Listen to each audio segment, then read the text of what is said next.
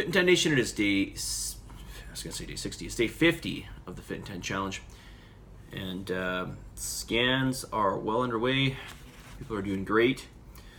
And you should all be very proud of yourselves, all right? If you're trying, you should be proud of yourself, all right? That's what matters. Okay.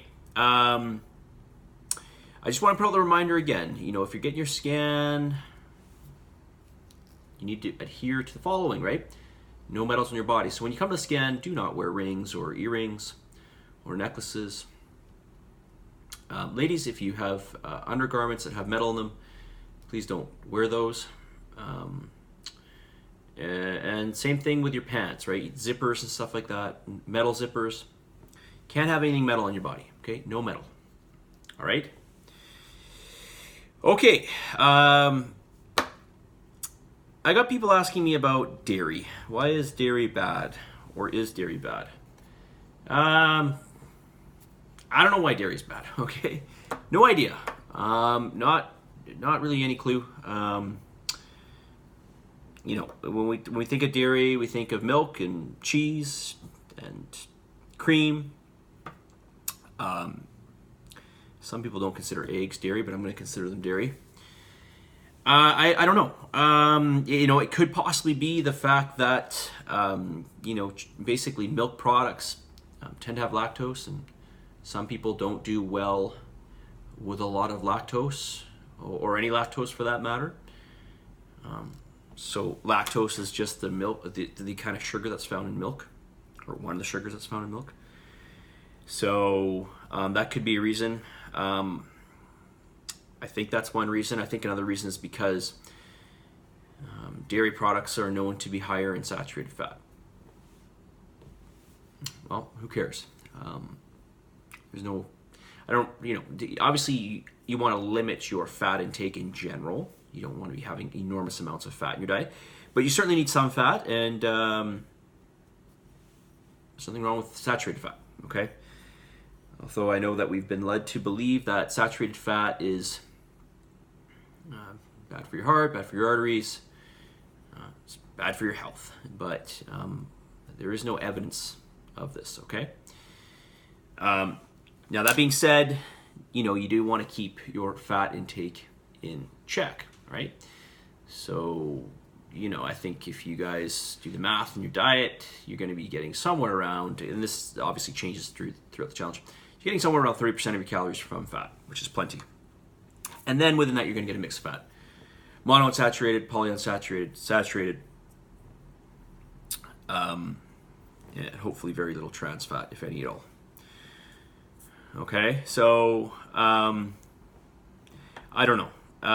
You know, eggs are especially one that gets really bad rap. And, you know, eggs, you know, because of the cholesterol and the saturated fat. Well, eggs are actually mainly, there's more monounsaturated fat in eggs and some polyunsaturated fat, okay?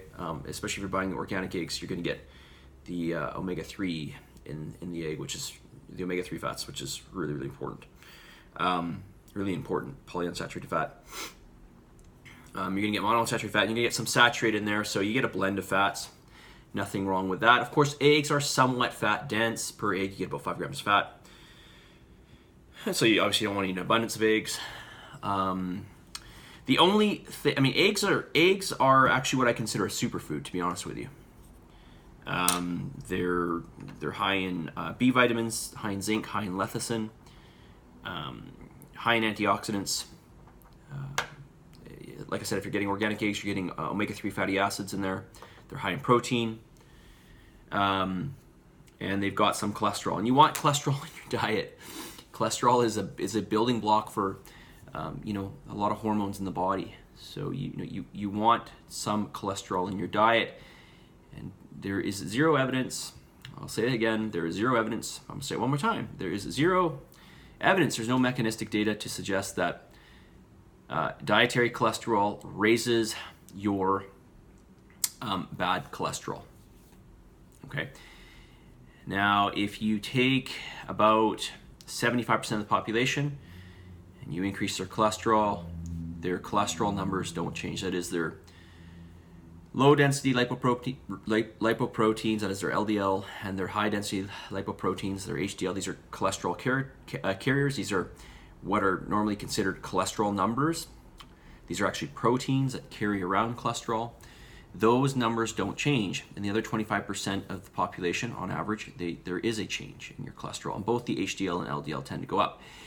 But it's not just with cholesterol consumption. This is generally with an increase in calories in general. So you increase these people's carbohydrates, fat, whatever, and we see an increase in their cholesterol carriers.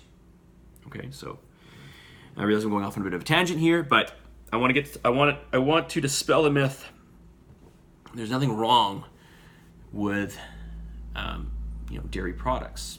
To my knowledge, there's nothing wrong. So I don't know what the issue is. Okay, if you're lactose intolerant, different story. Although you can take you might be fine if you take like an enzyme to help digest the sugar, like lactase or something. I know even you could buy milk that's got lactase in it. Nothing wrong with dairy. Like I said, good. Generally speaking, good sources of zinc, B vitamins, fats and proteins. Okay, so I certainly wouldn't limit it unless you have an issue with it